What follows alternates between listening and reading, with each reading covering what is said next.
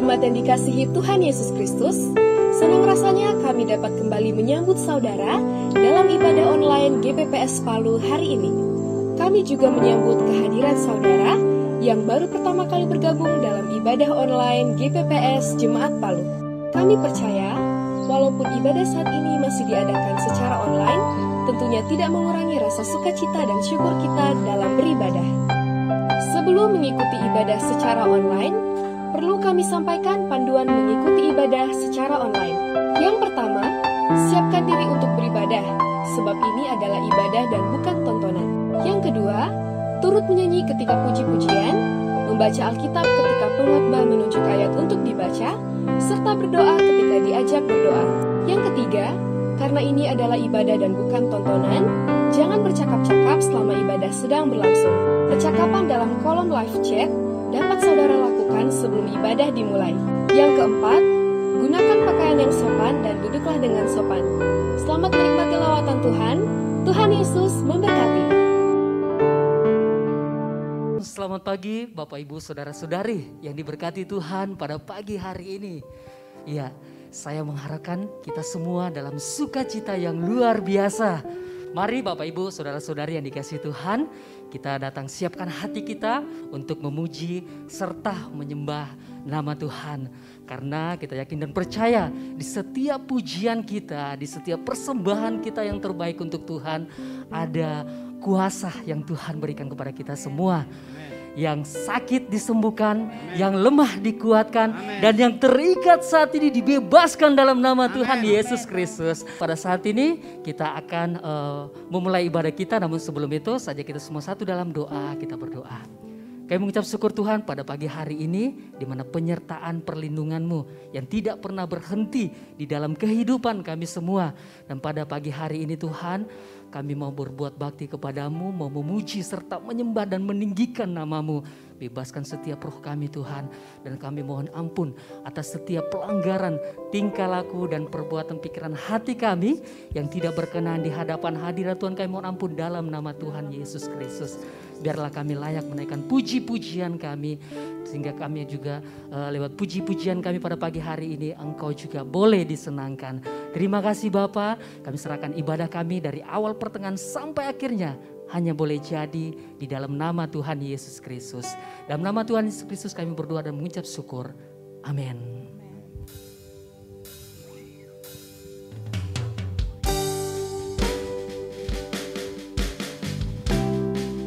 Besarlah dan ajaiblah karya-Mu Tuhan.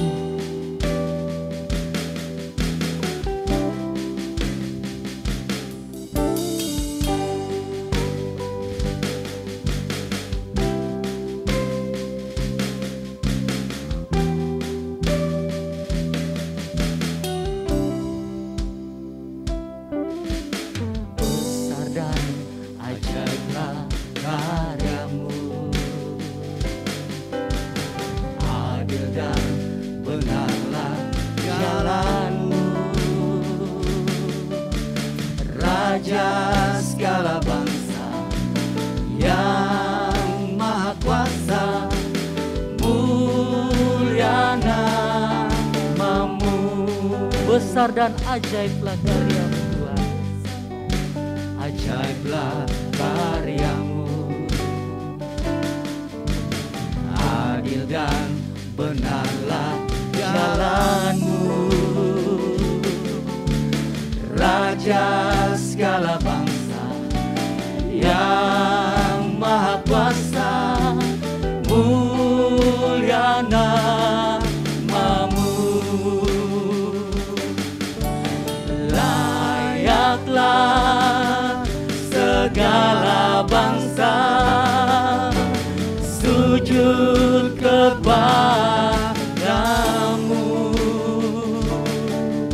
sebab Kau Allah yang kudus, layak disembah. Besar dan ajaiblah karya-Mu Tuhan.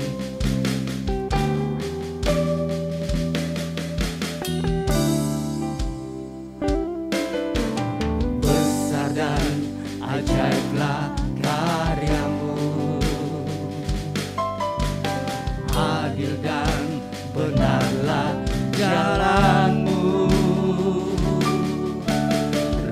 Raja segala bangsa, yang maha kuasa, mulia namamu.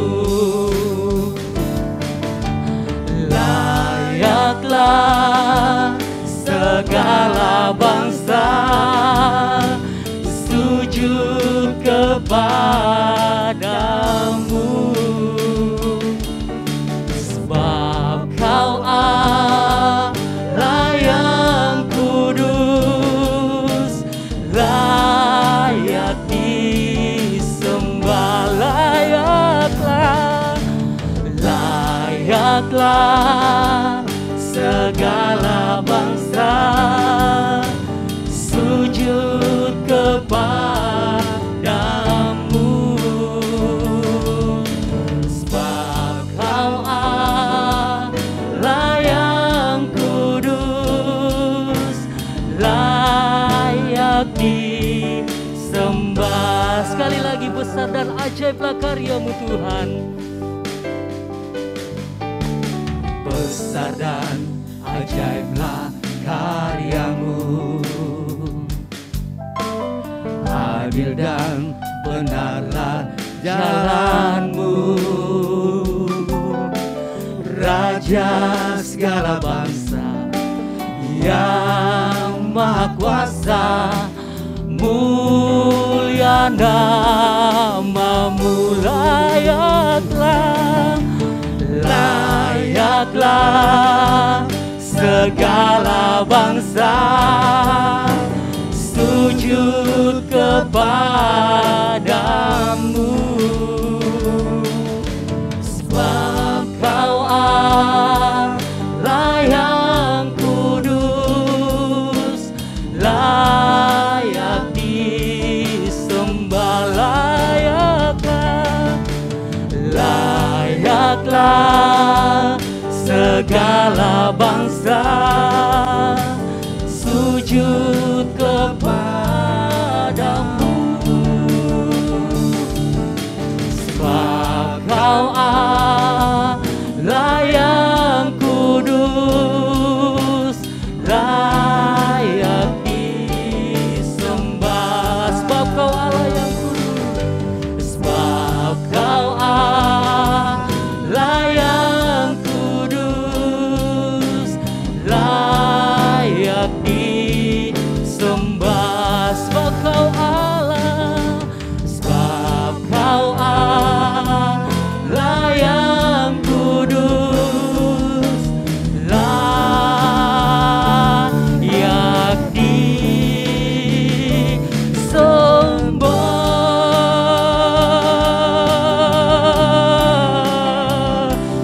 Kami menyembah-Mu, kami tinggikan nama-Mu, sebab Engkau Allah yang kudus, Engkau Allah yang luar biasa. Engkau membebaskan kami Tuhan, Engkau memberi kekuatan yang sakit disembuhkan. Oh Yesus Tuhan, hanya Kau yang layak dipuji, hanya Kau yang layak disembah. Segala keagungan bagi-Mu, kemuliaan hanya bagi-Mu. Oh Yesus, Allah yang hidup, Allah yang agung, tiada yang seperti-Mu.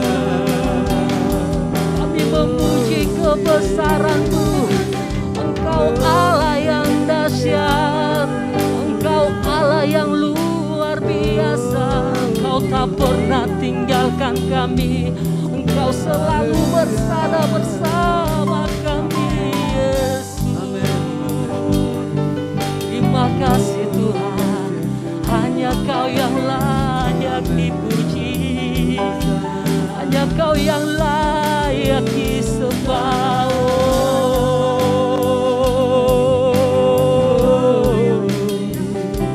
Hanya Kau yang layak terima pujian.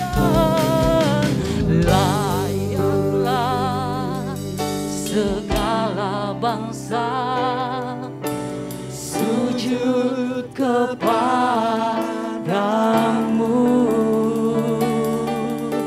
sebab Kau Allah yang kudus, layak disembah, layaklah segala bangsa sujud kepadamu,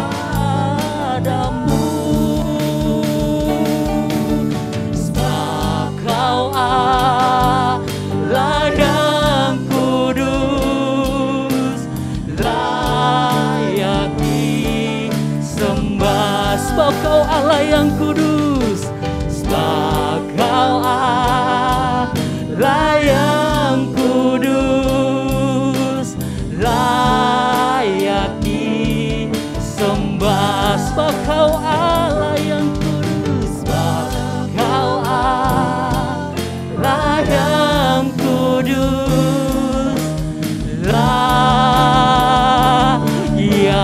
disembah. Kita berikan sorak-sorak yang terbaik untuk Tuhan kita pada pagi hari ini. Haleluya. Allah yang kita sembah adalah Allah yang luar biasa. Amin. Mari kita bebaskan roh kita untuk memuji dan memuliakan Tuhan pada pagi hari ini. Bapak Ibu Saudara-saudari yang di rumah, saja kita semua bangkit berdiri, sama-sama kita naikkan pujian ini.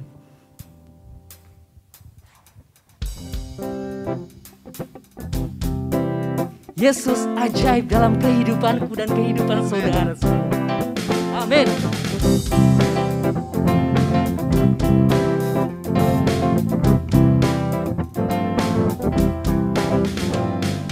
Yesus ajaib, Tuhanku ajaib, kasih-Nya ajaib bagiku. Yesus ajaib, Tuhanku ajaib, rahmat-Nya tetap selamanya. Yesus ajaib, Yesus ajaib, Tuhanku ajaib, kasih-Nya ajaib bagiku.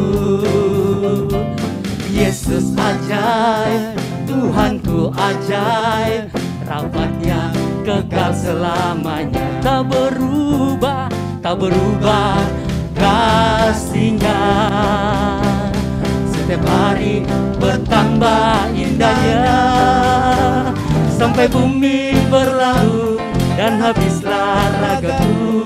Yesusku ajaib bagiku. Yesus ajaib, Yesus ajaib, Tuhanku ajaib, kasih-Nya ajaib bagiku. Yesus ajaib, Tuhanku ajaib, rahmat-Nya kekal selamanya. Tak berubah, tak berubah kasih-Nya, setiap hari bertambah indahnya, sampai bumi berlalu dan habislah ragaku.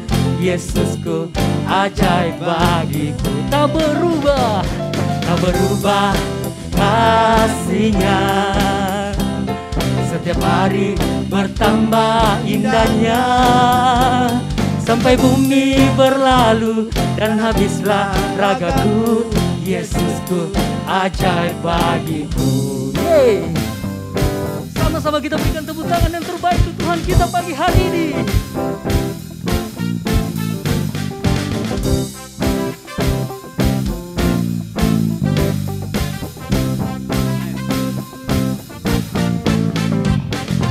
Langit dan bumi, pujilah Tuhan, sebab Dia ciptakan semuanya.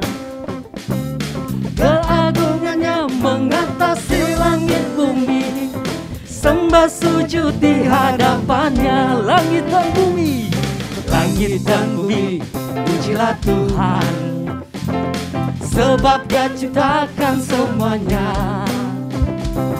Keagungannya mengatasi langit bumi, sembah sujud di hadapannya. Sama-sama ku puji, ku sembah, ku puji, ku sembah Yesus Kristus Sang Penebus.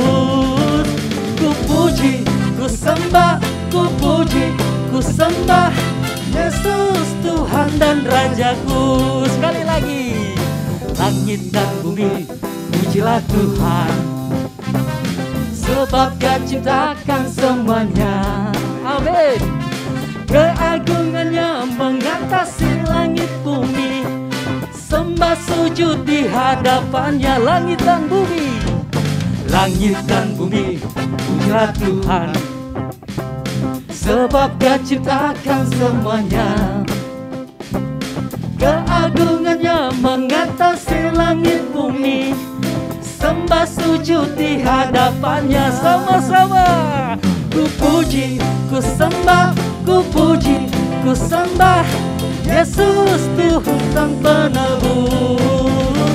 Ku puji, ku sembah, ku puji, ku sembah Yesus Tuhan dan Rajaku. Kita katakan haleluya, amin. Haleluya, amin. Haleluya, amin. Haleluya, amin. Haleluya, haleluya, amin. Haleluya, amin. Haleluya, amin. Haleluya, amin. Haleluya, amin. Haleluya, amin. Kita berikan seruan terbaik untuk Tuhan kita pada pagi hari ini. Haleluya.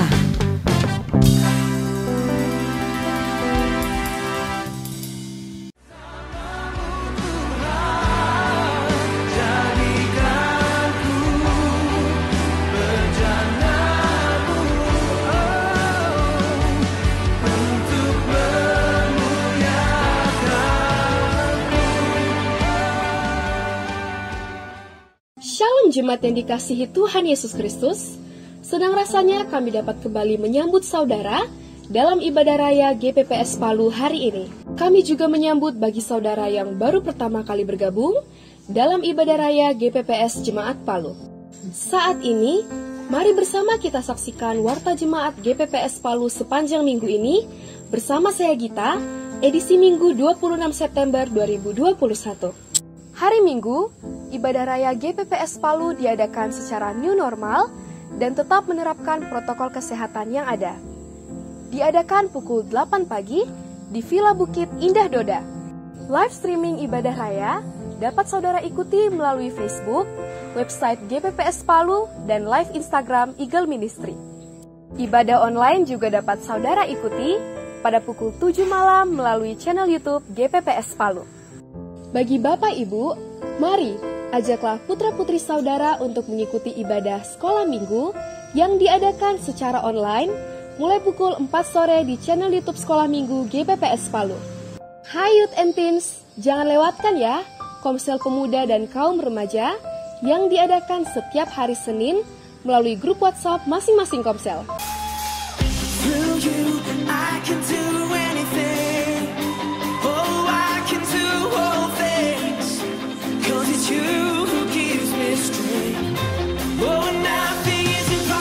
Shalom pelajar Kristen Palu, apa kabar? Kabar gembira, KPKP Online Service kembali akan diadakan hari Senin 27 September 2021. Mulai kali ini, KPKP Online Service akan tayang perdana melalui channel YouTube Kebaktian Pelajar Kristen Palu atau yang disingkat KPKP. Nah, buat teman-teman yang belum subscribe dulu ya. Dan jangan lupa tekan loncengnya biar kamu tidak ketinggalan saat ibadah sudah dimulai. Untuk ibadah tanggal 27 ada giveaway loh buat 30 orang teman-teman yang terlebih dahulu mengisi absen. Caranya, ketik dalam kolom live chat dengan format nama, asal sekolah, hadir.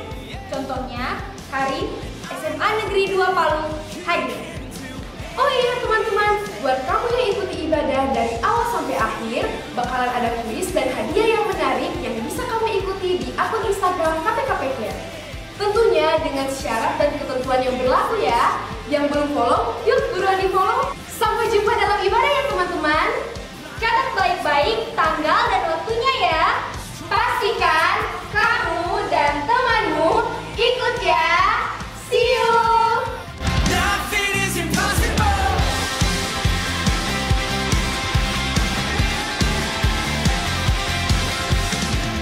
Hari Selasa, mari jemaat yang dikasihi Tuhan Yesus Kristus, ikutilah mesbah doa GPPS Jemaat Palu setiap hari Selasa pukul 8 malam melalui aplikasi Zoom.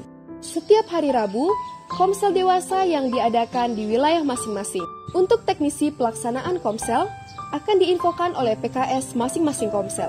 Shalom teman-teman remaja, pastikan dirimu bergabung bersama dalam ibadah remaja yang diadakan setiap hari Kamis pukul 8 malam melalui Google Meet. Untuk informasi lebih lanjut, kalian bisa menghubungi Kak Wati. Dan untuk kakak-kakak kaum muda, jangan lewatkan ibadah kaum muda yang diadakan setiap hari Jumat pukul 8 malam melalui aplikasi Zoom. Untuk informasi lebih lanjut, silakan menghubungi Kak Ana atau Kak Tata. Waktu Tuhan pasti yang terbaik, walau kadang tak mudah dimengerti. Lewati cobaan, ku tetap percaya waktu Tuhan pasti yang terbaik. Mari jemaat yang dikasihi Tuhan, dukung terus dalam doa dan dana untuk pembangunan gedung GPPS Palu yang sedang berjalan. Persembahan kasih dapat saudara kirimkan melalui rekening berikut. Dan konfirmasi bukti transfer kepada saudari Kristiana.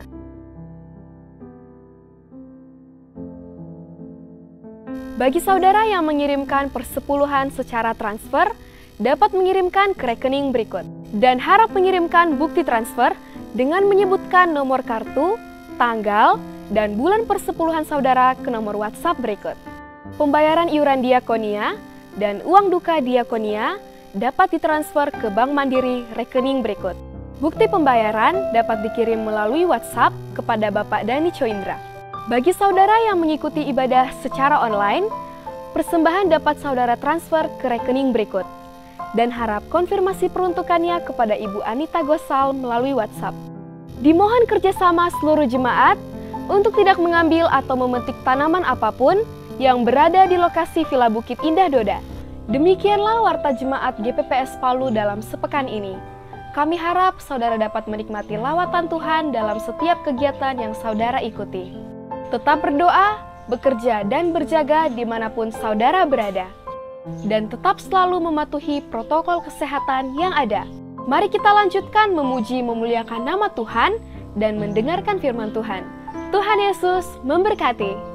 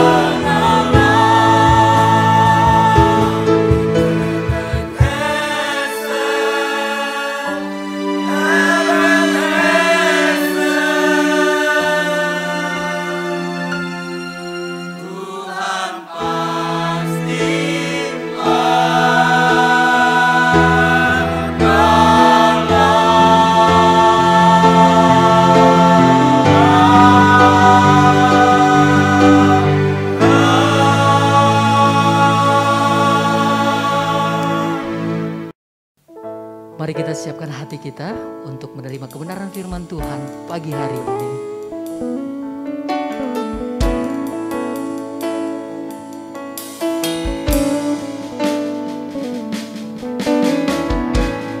Pujilah aku Tuhan, cobalah aku Tuhan, selidiki batinku dan hatiku, mataku tertuju padamu.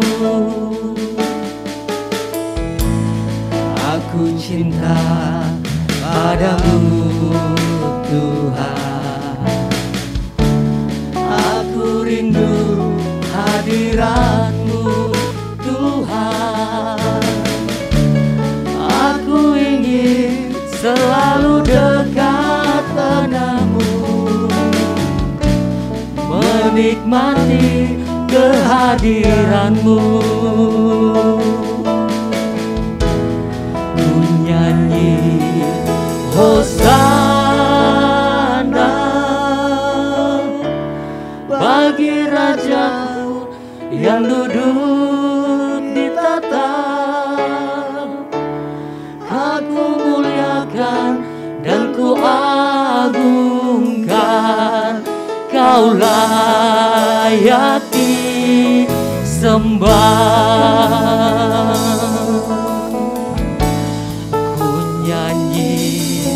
Hosana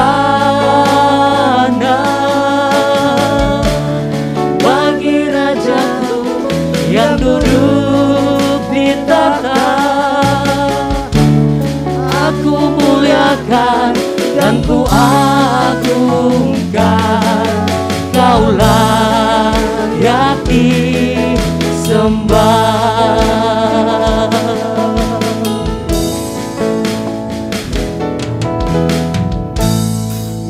Pujilah aku Tuhan, cobalah aku Tuhan, selidiki batinku dan hatiku, mataku tertuju padamu.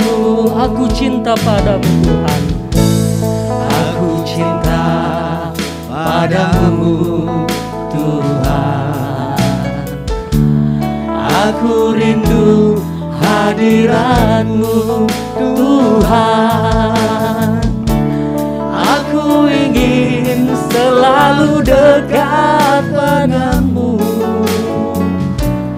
menikmati kehadiran-Mu. Nyanyi Hosana bagi Rajaku yang duduk di tahta. Aku muliakan dan ku agungkan, Kau layak disembah. Ku nyanyi Hosana, Hosana bagi Rajaku yang duduk di tahta. Aku muliakan dan ku agungkan, Kau layak disembah. Ku nyanyi Hosana, ku nyanyi Hosana bagi Rajaku yang duduk di tahta. Aku muliakan dan ku agungkan, Kau layak disembah,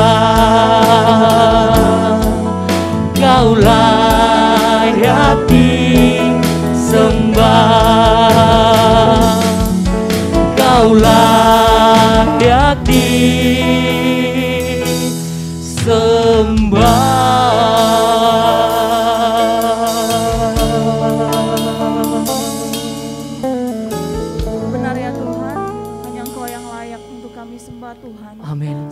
pujian, segala pengagungan, dan segala penghormatan kami bawa ke hadapan-Mu Tuhan. Amin. Kiranya semuanya Tuhan benar-benar berkenan di hadapan-Mu. Amin. Dan kami bawa hidup kami Tuhan untuk terus menjadi penyembahan, dan terus Tuhan kami bawa hidup kami untuk menjadi alat-Mu Tuhan. Amin. Terima kasih Tuhan, saat hari ini Tuhan kami rindu mendengarkan kebenaran firman-Mu.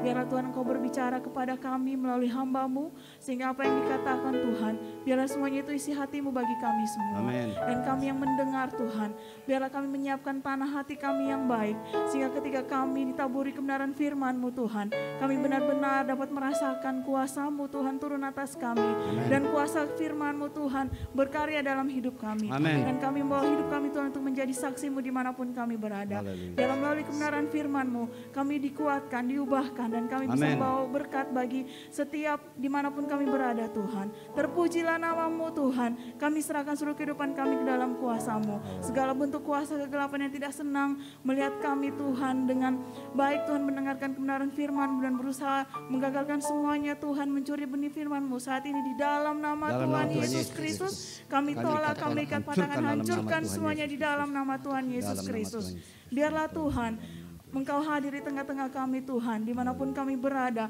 Kami percaya kuasa-Mu tak terbatas apapun Amin. ada di tengah-tengah kami Tuhan. Terpujilah nama-Mu Tuhan, di dalam nama Tuhan Yesus Kristus kami berdoa. Haleluya. Amin.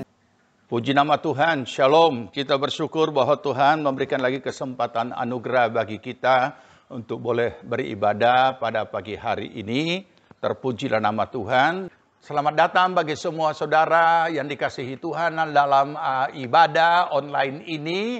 Walaupun saudara dimanapun saudara berada, walaupun di rumah, dalam perjalanan maupun juga yang ada di Palu, di luar kota Palu, bahkan juga di luar negeri yang selalu mengikuti akan ibadah ini. Tuhan Yesus memberkati saudara, dan kiranya kita boleh mengikuti ibadah dan mendapatkan berkat daripada seluruh rangkaian ibadah yang sudah kita lakukan, baik memuji nama Tuhan maupun juga pemberitaan firman. Dan sebelum pemberitaan firman, saya ingin menyapa saudara-saudara kita yang berulang tahun. Untuk kita akan doakan, yaitu yang berulang tahun dalam minggu ini, yaitu Angelina Femilia Pangandaheng, kemudian Selpianus Pakaya, Herman Sanda, Vicen Yosafat Tompomuri, Stefan Sumbagawe, Cynthia Setiawati, Dini Indriani, dan Olivia Imelda Kabo. Ya, selamat ulang tahun. Tuhan memberkati saudara semua, dan mari kita berdoa. Kami datang ke hadirat-Mu Bapa di sorga bersama-sama dengan saudara-saudara kami yang berulang tahun menaikkan pujian syukur ke hadirat-Mu. Terima kasih untuk tambahan usia atau yang telah Tuhan karuniakan pada semua saudara kekasih kami. Kiranya dengan tambahan usia ini membawa mereka semakin memahami makna kehidupan mereka sebagai orang percaya. Berkatilah mereka Tuhan, baik pribadi, rumah tangga, keluarga, usaha, pekerjaan, pelayanan, pertumbuhan rohani mereka, semuanya diberkati Tuhan. Buatlah berhasil segala apa yang mereka kerjakan, dan pertolongan perlindungan-Mu daripada segala yang jahat, apapun bentuknya, dari manapun datangnya. Dalam nama Tuhan Yesus kami patahkan, hancurkan, dan halaukan dari kehidupan mereka. Terpuji nama Tuhan. Kami mengucap syukur Engkau memberkati mereka semuanya Tuhan, dalam keberadaan mereka, dan juga Roh Kudus menuntun mereka semuanya mencapai seluruh rancangan Allah. Dalam nama Tuhan Yesus Kristus, berkat Tuhan turun atas mereka semuanya. Amin. Puji nama Tuhan. Nah, pagi ini kita akan belajar kebenaran firman Tuhan, dan kita akan lanjut tentang kesetiaan iman pada bagian yang kedua. Bagian yang pertama saya sudah sampaikan pada minggu pertama di dalam bulan ini, yaitu tanggal 5 September. Saudara bisa membukanya kembali kapan-kapan untuk saudara bisa memahami lanjutan daripada materi ini. Nah, supaya kita bisa mengingat, saya akan berikan secara garis besar saja atau mengingatkan poin-poin yang sudah kita pelajari pada minggu pertama dalam bulan ini, yang dengan topik yang sama, yaitu tentang kesetiaan iman. Apa yang kita pelajari di situ? Yang kita pelajari di situ bahwa ada pemahaman yang keliru tentang kesetiaan iman yang biasanya hanya dinilai dari rajinnya beribadah dalam segala bentuknya, rajinnya membaca Alkitab, rajinnya melayani dalam berbagai bidang pelayanan, ataupun memiliki jabatan-jabatan gerejawi. Sedangkan ini bukanlah suatu indikator yang dapat kita pakai bahwa orang itu adalah pribadi yang memiliki kesetiaan iman. Dan itu akan teruji nanti. Nah, kemudian kita juga sudah belajar tentang kesetiaan iman adalah jati diri orang percaya. Yang seharusnya demikian. Nah, tetapi kemudian apa yang terjadi? Ternyata pencemaran rohani menghancurkan kesetiaan iman. Kenapa? Karena kita tahu bahwa sebagai orang percaya kita ini hanyalah miliknya Tuhan dan hanya dimiliki oleh Tuhan, dan kita hanya boleh memiliki Yesus Kristus. Tetapi di dalam kehidupan kita sebagai orang percaya seringkali masih membawa-bawa kepercayaan lama kita, dan sekali juga tahyul-tahyul dunia masih mengotori akan rohani kita. Ya, nah oleh karena itu memiliki kesetiaan iman dengan cara menyucikan diri dari pencemaran rohani, ya. Pencemaran rohani daripada segala hal-hal dari yang mengotori kehidupan rohani kita. Ya, itu saja poin-poin yang saya ingatkan. Dan mari kita baca firman Tuhan sekarang yang terdapat dalam Lukas 18 ayat 8. Lukas 18 ayat 8 berbunyi seperti ini. Aku berkata kepadamu, jika ia akan segera membenarkan mereka, akan tetapi jika Anak Manusia itu datang, adakah ia mendapati iman di bumi?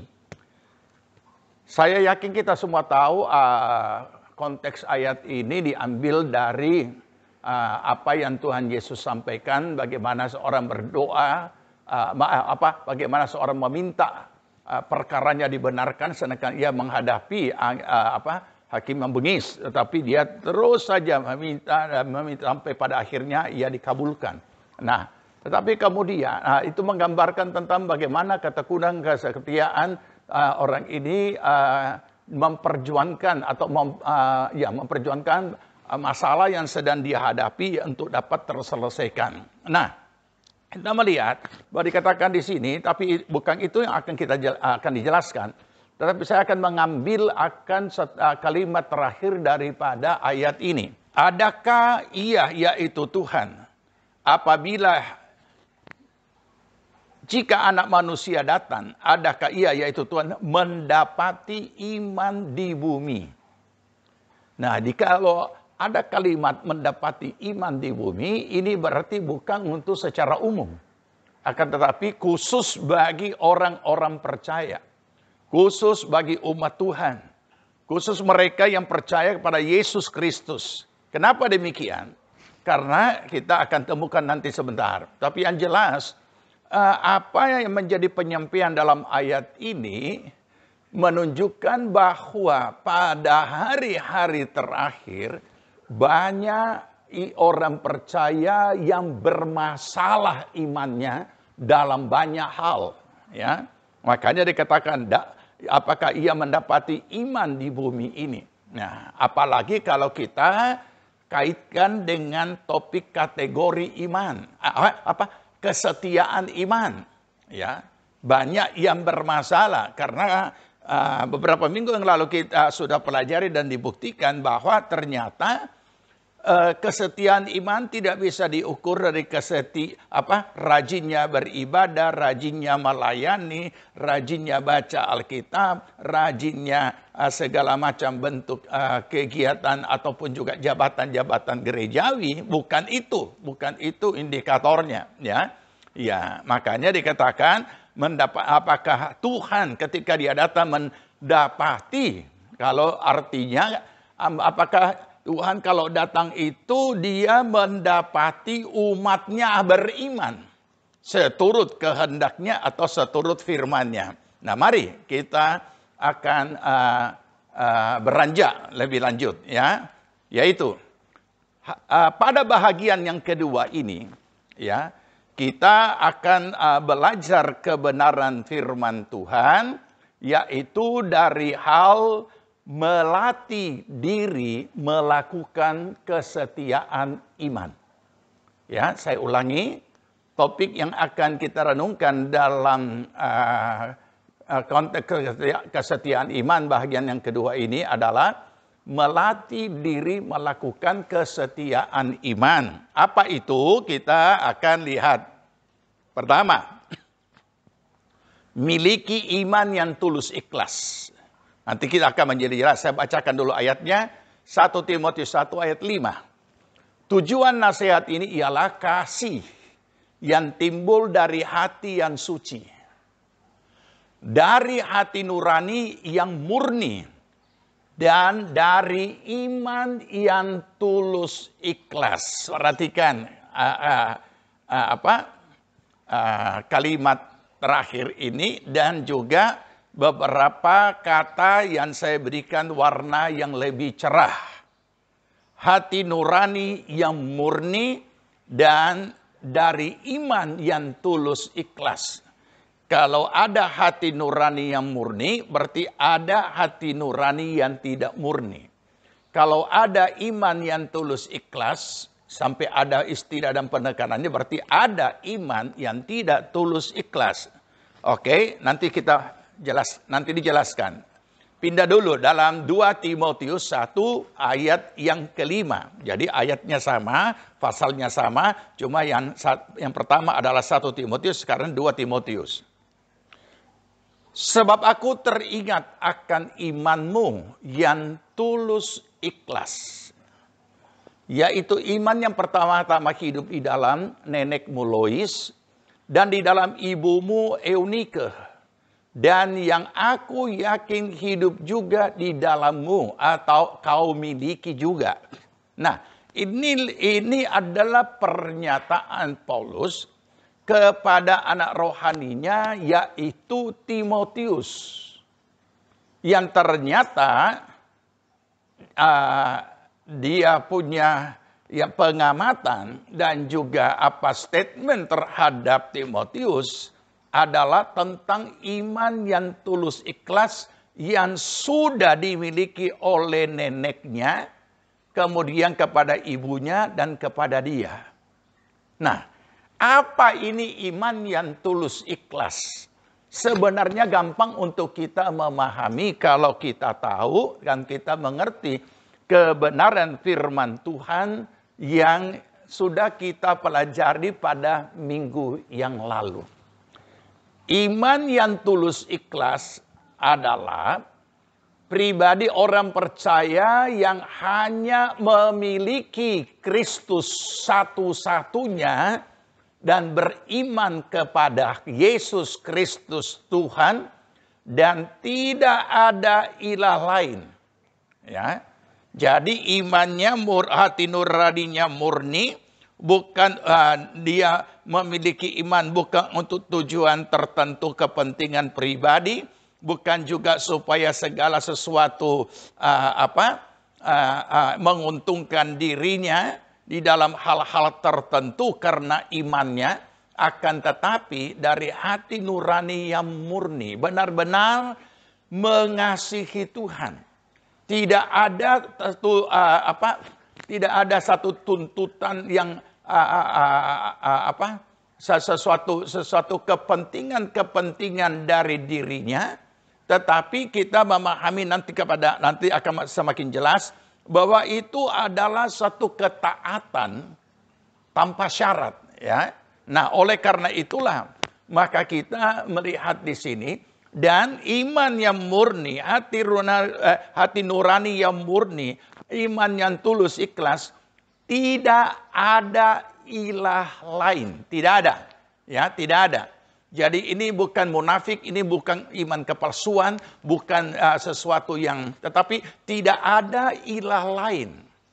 Jadi semata-mata yang dimiliki itu hanyalah ketaatan kepada kebenaran yang dimiliki di dalam Yesus Kristus yang ada bertakhta di dalam hatinya dan menjadi Tuhan dan Raja. Tidak ada yang lain. Jadi saudara, kita tidak akan mungkin dapat memiliki kesetiaan iman kalau iman kita masih bermasalah. Kalau kita masih kita mengatakan kita orang percaya di dalam Yesus Kristus, tapi masih ada ilah-ilah lain dalam segala macam bentuknya, baik yang berbentuk dari kepercayaan lain, maupun juga pandangan, ataupun juga bidat-bidat atau kult yang lain yang ada di dalam kekristenan, dan campur aduk di dalam diri kita, yang sebenarnya tidak ada di dalam Alkitab, dan tidak ada di dalam iman Kristen. Nah inilah, jadi tidak boleh ada lain. Tidak mungkin kita mau melatih diri memiliki kesetiaan iman. Karena kalau kita mau melatih diri kita memiliki kesetiaan iman, itu dimulai dari iman yang tulus ikhlas. Masih ingat pada bagian yang pertama tentang kesetiaan iman, di situ dikatakan bahwa percuma mereka ini memuji aku. Mereka memuji aku ini, menyembah dan beribadah kepadaku hanya dengan bukan dengan dari hati, itu hanya mulut dan lain sebagainya, dan sia-sia mereka beribadah. Jadi jangan lupa ya, apapun kegiatan rohani, kegiatan pelayanan, kegiatan yang saudara anggap itu bagian dari kegiatan iman, kalau iman kita masih ada ilah, kalau diri kita masih ada ilah lain, kita belum memiliki iman yang tulus ikhlas. Dan jangan lupa, semua kegiatan rohani, kegiatan ibadah, kegiatan pelayanan, baca Alkitab, berdoa, apapun, persembahan, kalau masih ada ilah lain dalam diri kita, Tuhan tidak pernah menerima kehadiran kita. Karena dikatakan itu ibadah yang sia-sia. Saudara boleh hadir dalam ibadah. Saudara boleh juga angkat tangan menyanyi sambil menangis tersentuh karena kalimat-kalimat nyanyian itu, atau merasa dikuatkan oleh kesaksian-kesaksian. Tapi kalau hati kita masih ada ilah lain dalam berbagai bentuknya, kehadiran kita dianggap tidak ada. Ya, kehadiran kita dianggap tidak ada. Pelayanan kita dianggap tidak ada. Kegiatan rohani kita dianggap tidak ada. Kenapa? Sebab dikatakan sia-sia. Mereka beribadah kepadaku. Jadi berarti tidak diterima. Nah itu sebabnya pertama-tama bereskan dulu di diri pribadi. Ya. Banyak orang, sebagian besar orang, ataupun juga termasuk gereja Tuhan, begitu ada orang tidak terlalu mempersoalkan ini. Ya, padahal ini yang paling utama. Begitu sudah jadi orang percaya, sudah rajin ibadah, aduh langsung tersentuh itu Pak Gembala dan juga semua hamba-hamba Tuhan. Orang ini puji Tuhan ya, sudah berubah, dia beribadah begini. Padahal bukan cuma itu. Ya, bukan cuma itu. Tapi apakah benar mereka yang sudah diinjili dimenangkan dan kemudian menyerahkan dirinya dibaptis sudah lahir baru, dikatakan lahir baru, benar-benar lahir baru atau cuma mandi di kolam? Dan begitu keluar dari kolam baptisan, tetap juga dia memiliki ilah lain. Dia masih memelihara ajaran nenek-nenek moyang, kata Alkitab. Ya, ajaran cerita orang tua-tua. Nah ini, ya nenek-nenek tua, kata Alkitab. Nah ini bagaimana bisa kita mau melangkah, jangankan 10 langkah atau lari, mau melangkah 1 langkah saja, ketika diri kita belum beres, masih banyak pencemaran rohani, kita itu tidak dianggap Tuhan. Ya, ini yang perlu kita pahami. Oleh karena itu, di dalam ber-PI, di dalam kita memberitakan Injil, ini harus tuntas. Sebelum orang itu menyerahkan diri dibaptis, ini harus tuntas dulu, ya. Bukan cuma bakar jimatnya, tetap dan lain sebagainya. Akan tetapi pribadinya, hatinya ini harus bersih dari ilah lain. Kadang-kala kita cuma minta dia mengaku dosa dan minta ampun sama Tuhan. Jadi kita cuma berusaha bagaimana orang ini bersih dari dosa perbuatan. Akan tetapi rohnya tercemar. Sudah cukup lama tercemar. Ya, cukup lama tercemar. Nah biasanya kalau yang seperti ini kita lakukan mungkin pelayanan ini kita lakukan ketika orang itu latar belakangnya dari pedukunan, latar belakangnya dari kuasa gelap. Tetapi jangan lupa, ya, sebenarnya langsung dengan tidak langsung setiap pribadi sudah pernah berhubungan dengan kuasa gelap. Ya. Kenapa? Mungkin kuasa gelap bukan pedukunan, mungkin kuasa gelap juga bukan hal-hal lain, tetapi dengan masih melekatnya tahyul yang ada di dalam dirinya, masih melekatnya adat istiadat nenek moyang yang ada mistik di dalamnya, dan itu masih saja dia lakukan, maka apa yang terjadi? Orang ini belum tuntas pertobatannya. Belum tuntas. Ya. Nah, ini kurang menjadi perhatian daripada gereja dan hamba-hamba Tuhan dalam pelayanan. Terus terang, ini terjadi di mana-mana. Jadi tidak heran, ya. Tidak heran ketika ada acara-acara, kegiatan-kegiatan yang ada hubungannya dengan mistik, aneh gereja juga turut mengumumkan, ya, acara tersebut, turut andil. Mereka menganggap, oh itu hanya kebiasaan saja, tidak ada apa-apanya. Siapa bilang tidak ada apa-apanya? Nah inilah, ya. Jadi untuk mau melatih diri. Kenapa dikatakan melatih diri? Memiliki kesetiaan iman. Karena ini pergumulan yang berat. Tidak gampang. Ya. Makanya dimulai dari yang kecil. Nanti akan jadi jelas. Tapi yang jelas beres dulu ini. Tidak beres, tidak usah bikin apa-apa. Ya, karena tidak ada gunanya. Ya, tidak diterima Tuhan, tidak diperhitungkan Tuhan, dan itu semua masih sia-sia semua. Ya, berarti apa yang kita lakukan, kegiatan rohani kita, pelayanan kita dan lain sebagainya hanya sampai kepada suatu perilaku etis, tapi bukan berdasarkan iman. Hanya perilaku etis.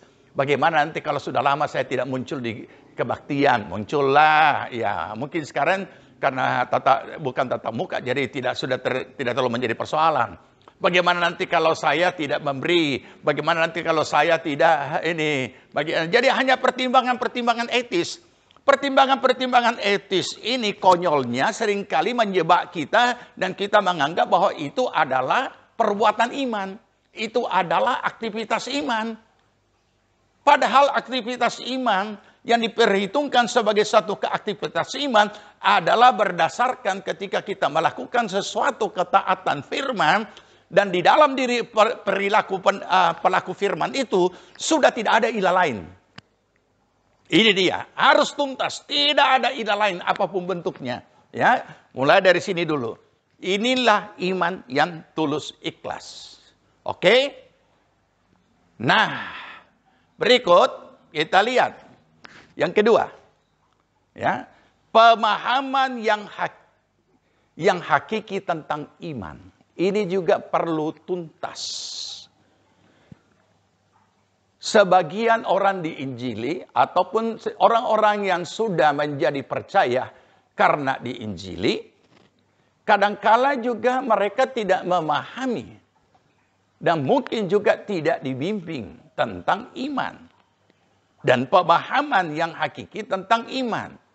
Padahal ketika seseorang diinjili dan kemudian dituntun terima Yesus, di situ dibimbing terima dengan iman, buka hati, undang Yesus masuk. Sudah betul itu, ya. Nah, dan terjadi sesuatu lahir baru dengan iman. Tapi anehnya, sesudah ini selesai, orang tidak dibimbing bagaimana hidup oleh iman. Nah, ini yang menjadi masalah. Akhirnya orang-orang percaya yang baru lahir ini hanya mengenal iman adalah jawaban doa untuk suatu permohonan.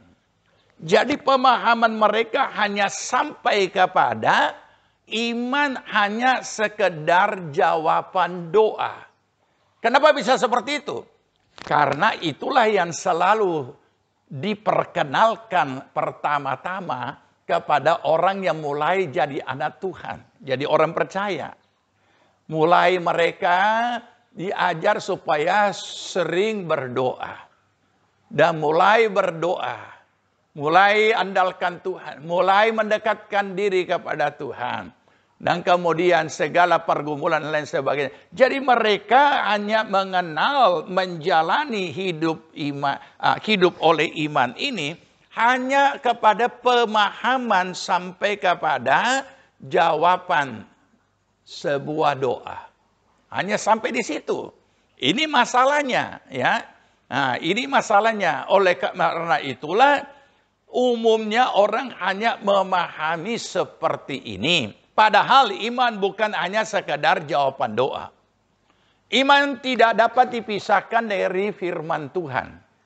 Dan firman Tuhan bukan hanya sekedar untuk didengar, melainkan untuk dilakukan. Kalau kita baca Roma 1 ayat 17, di situ ada satu format yang baru yang ditetapkan bagi orang yang sudah menjadi percaya. Bagi seorang yang belum percaya dan kemudian menjadi percaya, maka di dalam menjalani hidupnya, di situ ada format yang baru.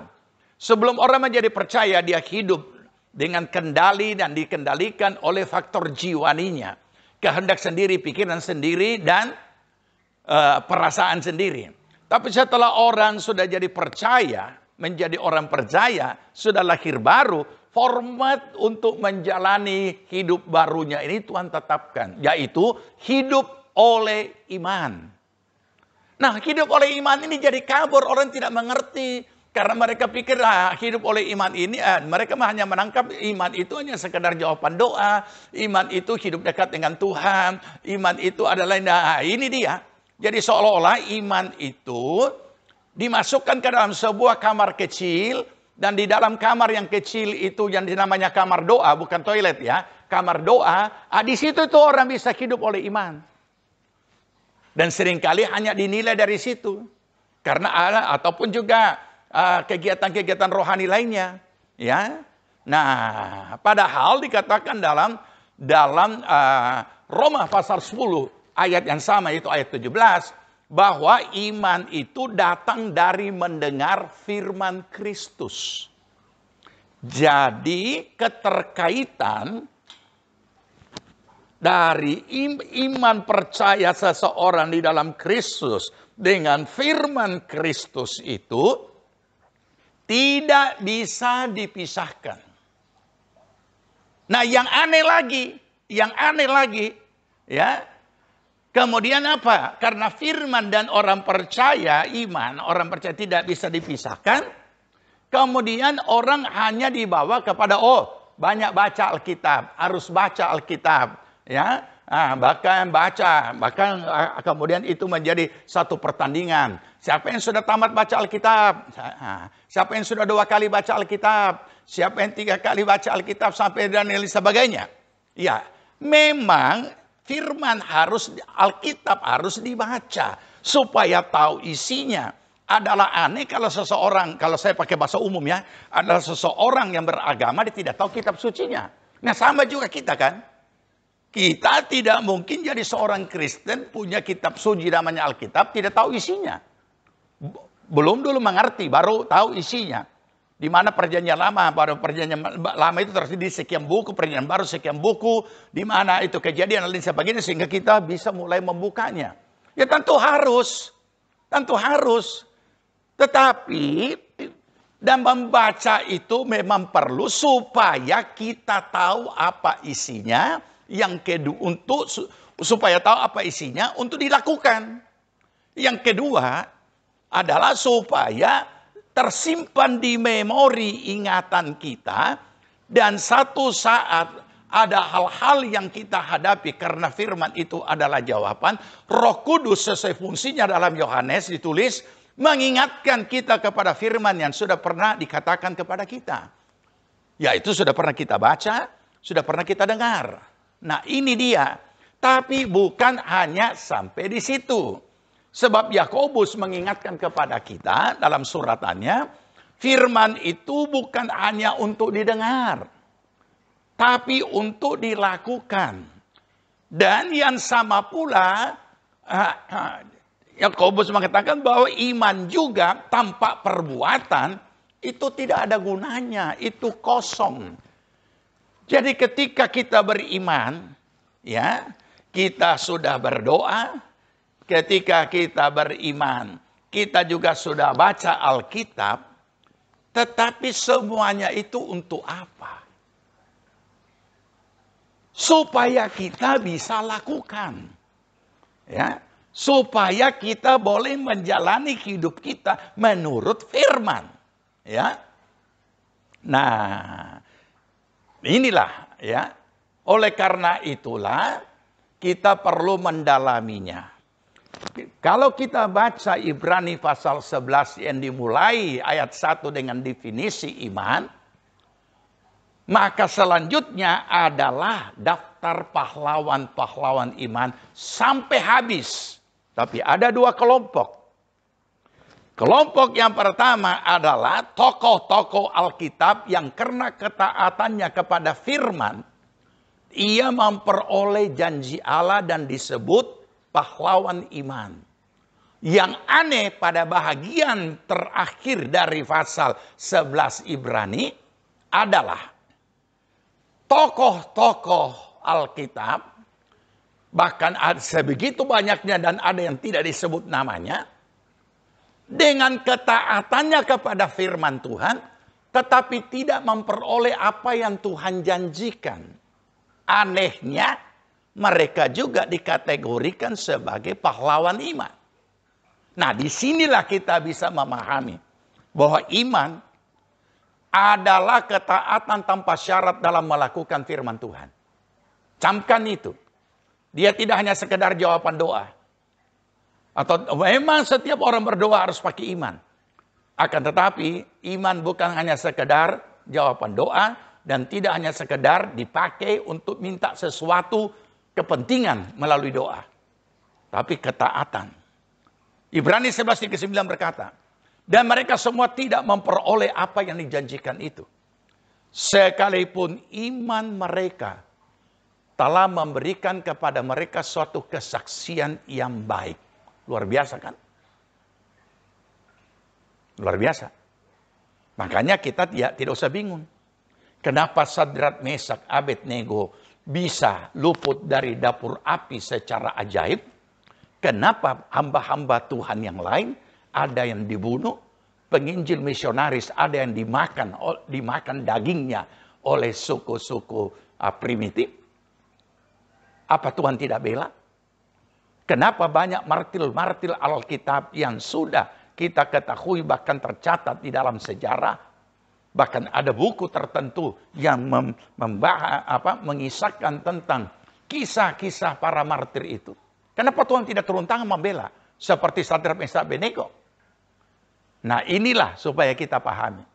Apakah Tuhan meninggalkan mereka? Tidak. Supaya iman mereka memberi kesaksian. Ini supaya kita perlu paham. Jadi pemahaman yang hakiki tentang kebenaran firman tentang iman perlu kita pahami. Supaya kita tahu, kita sadar kenapa tidak boleh ada ilah lain. Oke, lanjut. Yang berikut, pemahaman yang hakiki tentang firman Allah. Kalau tadi tentang iman, pertama tadi tentang doa, tentang iman, sekarang tentang firman Allah. Ya, kita semua mengakui bahwa Alkitab adalah firman Tuhan. Alkitab, buku Alkitab, di dalamnya ada firman Allah tertulis. Secara otentik, tertulis. Ya, buku Alkitab. Nah, kalau kenapa kita perlu pemahaman yang hakiki tentang firman Allah yang ada di dalam Alkitab ini? Karena ada sebagian orang-orang Kristen melakukan hal-hal yang aneh terhadap Alkitab. Saudara, pertama hal yang aneh itu begini. Saya sudah pernah mungkin saksikan. Ada seorang militer yang terima Yesus, kemudian akan dibaptis. Menyerahkan dirinya dibaptis. Tapi ketika akan dibaptis, dia mau menyerahkan jimatnya, dia sulit untuk serahkan. Kenapa? Karena jimat yang dimiliki sebagai seorang militer ini adalah Alkitab. Alkitab kecil. Dibungkus kain merah, diikat di pinggang. Ini. Saya tidak tahu untuk apa itu. Tapi itulah jimat Kristen yang ada. Jadi kita melihat ada perlakuan seperti ini.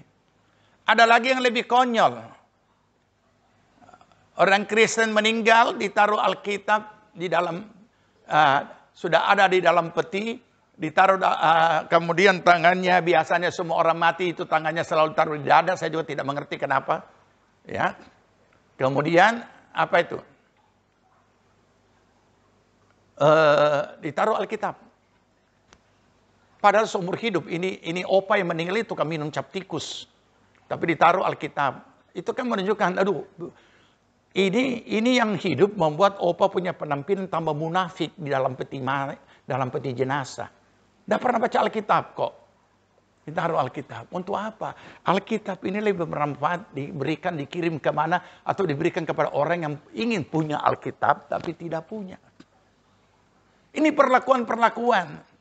Menjimatkan benda, persis kayak zaman gereja mula-mula ketika mengalami kejatuhan.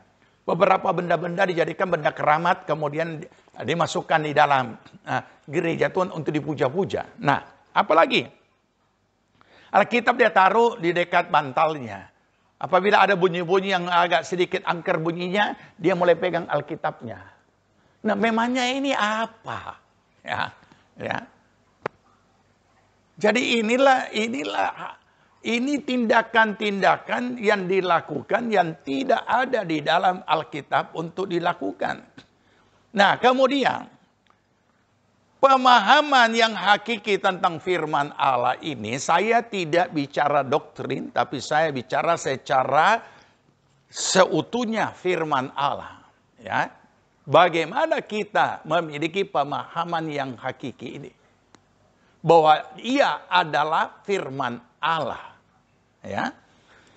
Bukan hanya tertulis, bukan hanya tulisan. Ya. Makanya saya bacakan ayatnya dulu. Ibrani 4 ayat 12. Sebab firman Allah hidup dan kuat dan lebih tajam daripada pedang bermata dua manapun. Ia menusuk amat dalam sampai memisahkan jiwa dan roh, sendi-sendi dan sumsum. Ia sanggup membedakan pertimbangan dan pikiran hati kita. Oke, cukup panjang ya. Saya hanya ambil dan menyoroti yang ada kalimat yang ada tulis yang ada garis bawah. Firman Allah hidup. Kalau terjemahan lain mengatakan firman Allah hidup dan berkuasa. Di sini tulis Allah hidup dan kuat. Itu saya tidak bahas.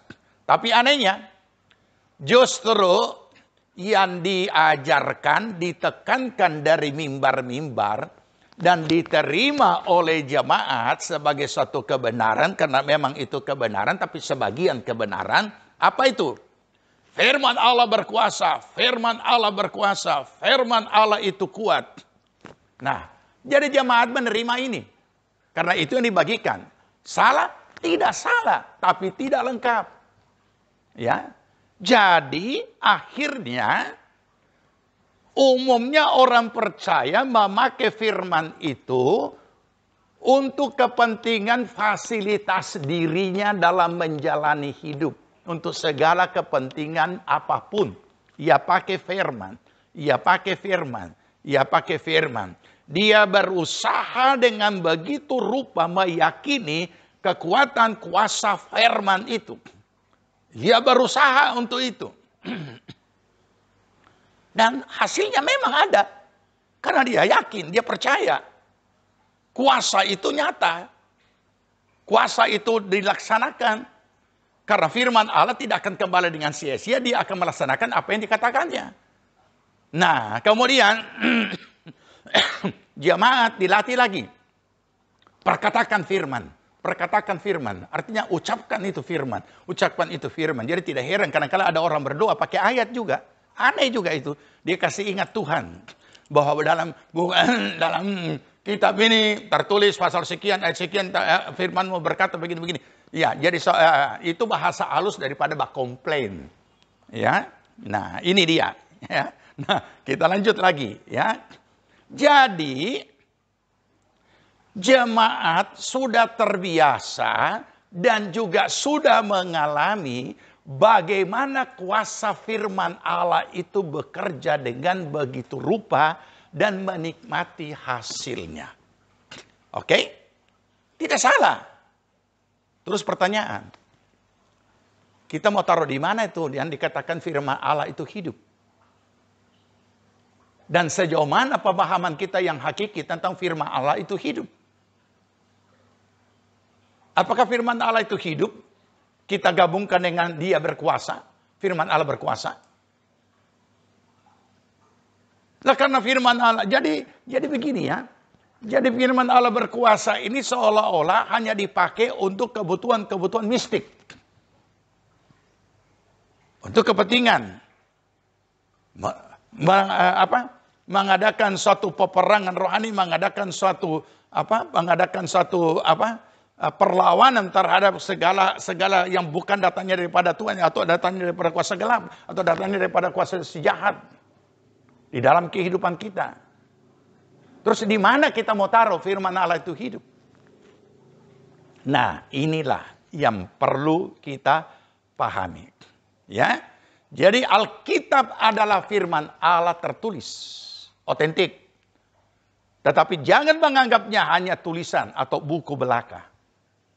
Firman Allah itu hidup, artinya firman itu hadir dalam kehidupan nyata sesuai dengan isinya. Nanti saya buktikan. Ini supaya kita sadar, ya, bahwa setiap hari dalam kehidupan kita itu setiap jam ketemu firman yang menjadi kenyataan dalam dunia nyata. Saya bawa saudara kepada satu pemahaman yang hakiki tapi sangat sederhana dan sangat gampang dalam pembuktian. Di dalam perjalanan hidup saudara dan saya, kita semua, ada banyak realita-realita hidup yang kita hadapi. Ada banyak peristiwa-peristiwa, kejadian, masalah yang kita hadapi. Ada kemudian sudah menjadi masalah. Ya, hal yang serius. Karena peristiwa yang terjadi itu. Nah, pertanyaan saya, itu dunia nyata yang saudara dan saya hadapi. Tetapi apakah saudara dapat menangkap, memahami bahwa itu bukan hanya sekedar peristiwa, bukan hanya sekedar kenyataan hidup atau realita, tetapi di situ ada hadir firman. Bahkan tidak berlebihan kalau kita lebih mendalami lagi, boleh dikatakan itulah wujud firman yang sudah menjadi peristiwa. Mungkin kalimat ini kalau membingungkan saudara akan jadi aneh mendengarnya. Tetap, kenapa? Sebab ini dibutuhkan hikmat untuk merenungkan, mendalami. Karena ini kalimat yang dalam. Nanti saya buktikan sebentar, baru saudara akan mengamenkan. Baik, ada ayat saya akan buktikan dengan dua cara, yaitu cara timbal balik. Ada firman Allah yang berkata, kasihilah musuhmu. Oke? Sebagian orang sudah mengalami akan firman Allah ini di dalam hidupnya. Mungkin sebagian belum, jadi belum memahaminya. Oke, sekarang saya tanya, ya, kalau bagi saudara yang sudah pernah mengalaminya, kasihilah musuhmu. Apakah ini hanya sekedar kalimat firman?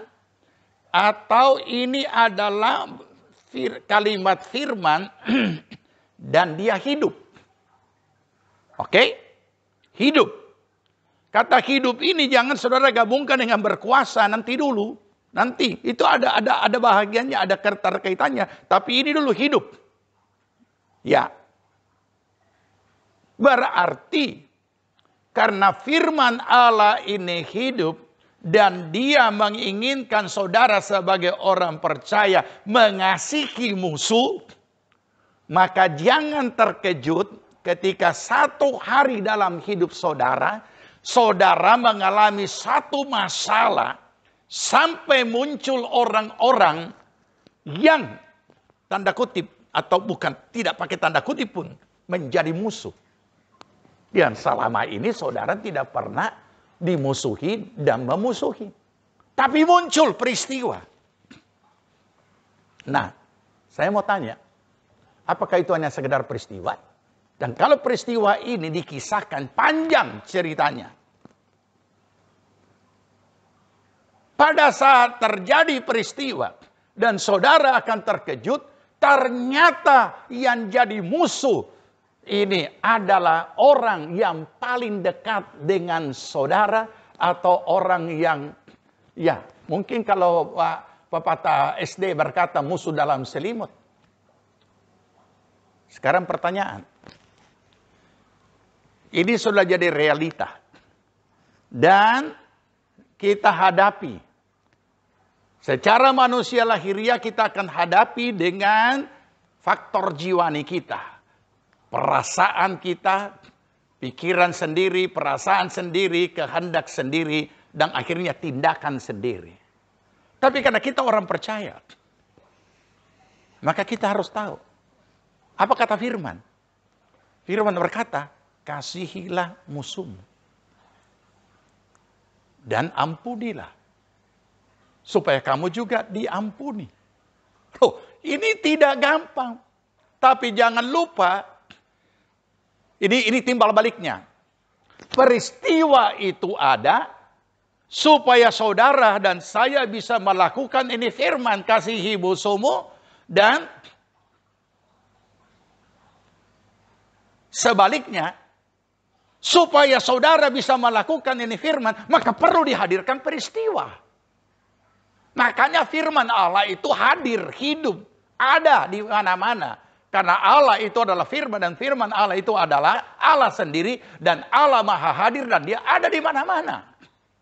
Pertanyaannya, apakah kita akan hadapi sebagai tantangan hidup, pengalaman hidup, atau kita hadapi sebagai tantangan iman sehingga menjadi pengalaman iman?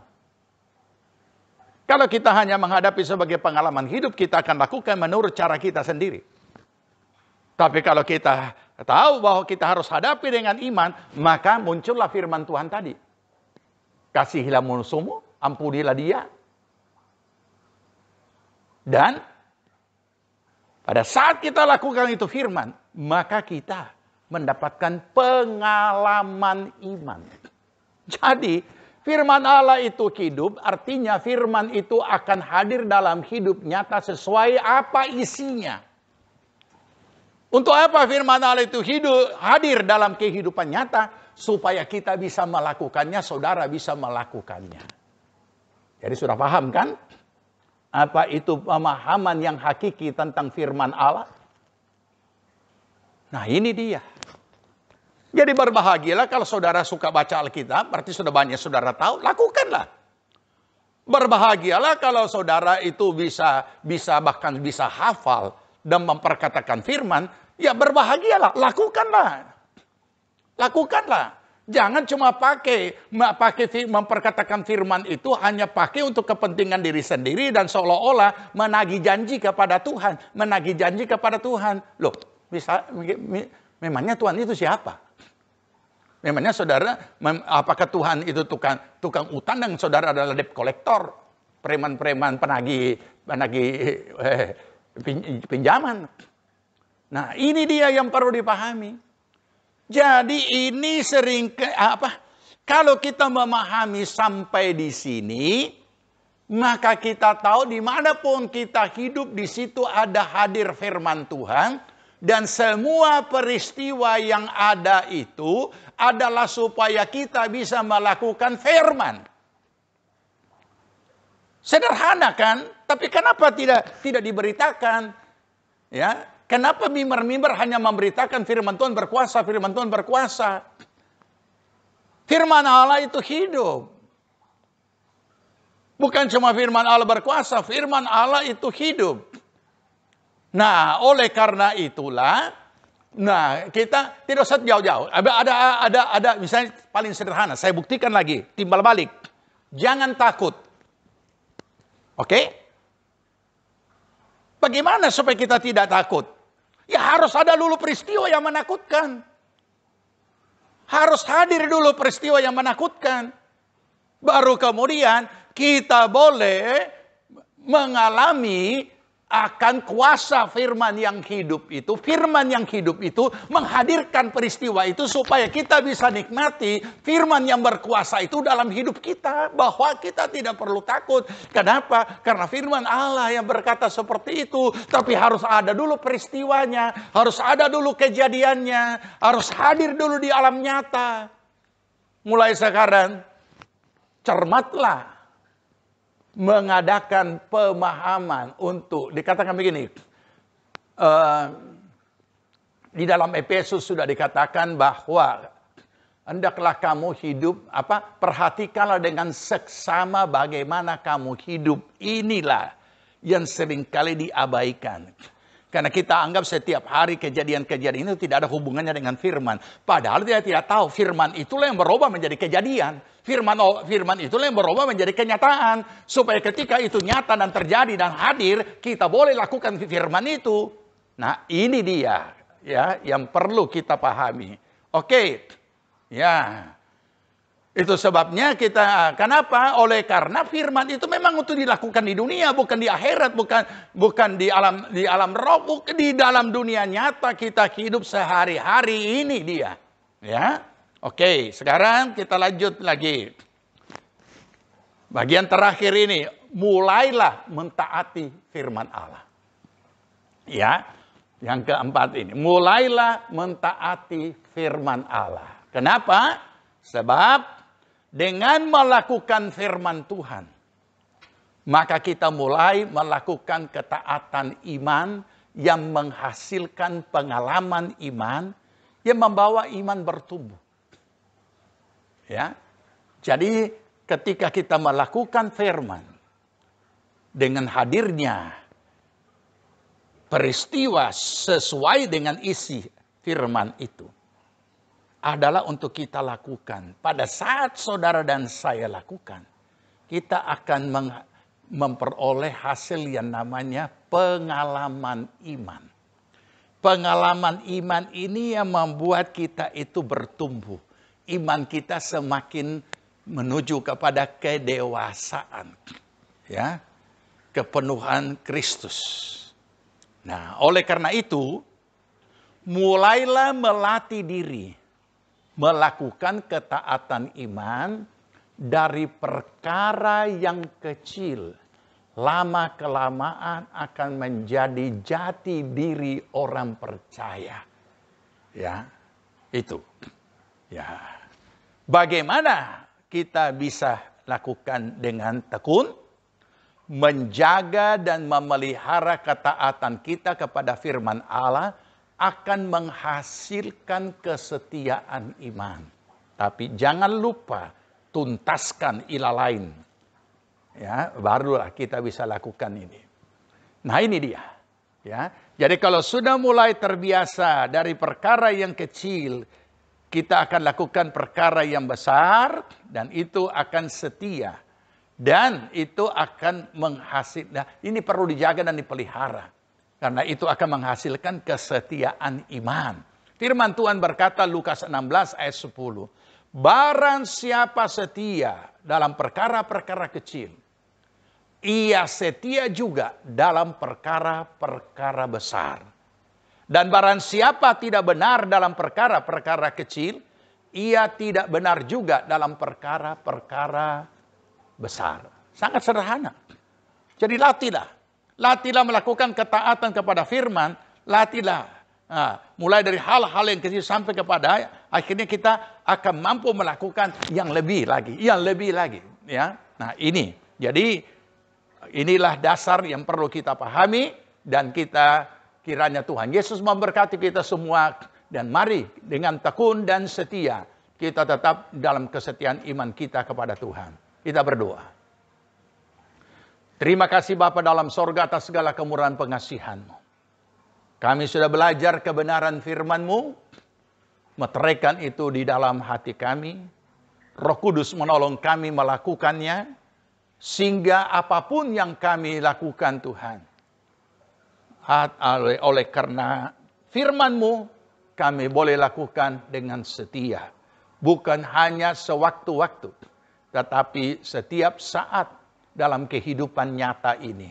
Karena kami percaya, kami sadari sekarang, firman-Mu hadir di mana-mana. Bahkan firman-Mu hadir dalam kehidupan nyata. Dan kehidupan nyata yang kami alami adalah juga karena ada firman yang mengatakan, terpujilah nama Tuhan. Terima kasih Bapa, memberkati seluruh jemaat-Mu. Kiranya Tuhan tolong tiap-tiap pribadi, rumah tangga, keluarga, usaha, pekerjaan, pelayanan, pertumbuhan rohani mereka. Biarlah Tuhan memberkati mereka. Roh Kudus terus menuntun mereka mencapai seluruh rancangan Allah. Dan kiranya Tuhan juga tolong mengulurkan tangan pengasihan-Mu, menyembuhkan segala yang sakit. Agar supaya Tuhan mereka dengan tubuh yang sehat, mereka boleh pakai memuliakan nama Tuhan. Terima kasih Bapa di sorga. Engkau memberkati bangsa dan negara kami. Mulai dari Bapak Presiden mewakili dan seluruh anggota kabinet dan seluruh aparat pemerintahan. Mulai dari tingkat pusat, provinsi, kabupaten, kecamatan, kelurahan, desa, dan dusun-dusun. Semuanya Tuhan berkati dan berikan roh takut akan Allah. Sehingga mereka boleh melaksanakan tanggung jawab mereka yang Tuhan sudah percayakan dengan takut akan Allah. Terima kasih Bapak. Memberkati akan para dokter dan juga para medis yang sedang menangani akan COVID-19 ini agar supaya semuanya dapat teratasi dengan baik. Dan juga Tuhan tolong mereka yang sedang terbaring sakit, Tuhan jamah dan pulihkan. Angkatlah Tuhan, dengan kedaulatan-Mu Engkau dapat mengangkat dan menghalaukan seluruh COVID ini ataupun wabah ataupun pandemi ini dari muka bumi dan khusus pula untuk negeri kami Indonesia. Terima kasih Bapa di sorga. Terpuji nama Tuhan. Memberkati akan aparat keamanan, TNI, Polri, semuanya yang sudah mendedikasikan hidup mereka untuk negeri kami. Tuhan memberkati pribadi dan keluarganya dan Tuhan senantiasa melindungi mereka. Terpuji nama Tuhan, memberkati pembangunan gereja kami yang sedang kami, Tuhan masih sementara dalam pembangunan. Tuhan memberkati mereka yang sudah berpartisipasi. Dan juga setiap persembahan apapun bentuknya, baik untuk ibadah maupun juga untuk pembangunan, juga untuk sosial dan juga untuk pelayanan-pelayanan lainnya. Tuhan berkati semua jemaat Tuhan. Terima kasih Bapa di sorga, terpujilah nama Tuhan. Engkau tilik akan segala kebenaran kami Tuhan. Kiranya Tuhan memberkati akan setiap pemberitaan-pemberitaan Injil dimanapun berada. Engkau memberkati hamba-hamba-Mu dan Tuhan kiranya tilik akan segala keberadaan mereka semuanya. Terima kasih Bapa, kami mengucap syukur. Kiranya berkat damai sejahtera dari Tuhan Yesus Kristus turun atas seluruh jemaat Tuhan. Dari Bapa di sorga, dari Tuhan Yesus dan Roh Kudus. Kiranya memberkati kita semuanya. Dibuatnya kita hidup bijaksana. Sehingga berhasil segala yang kita kerjakan sampai berkelimpahan dari sekarang sampai Tuhan Yesus datang kembali. Amin. Puji Tuhan. Ibadah kita telah selesai.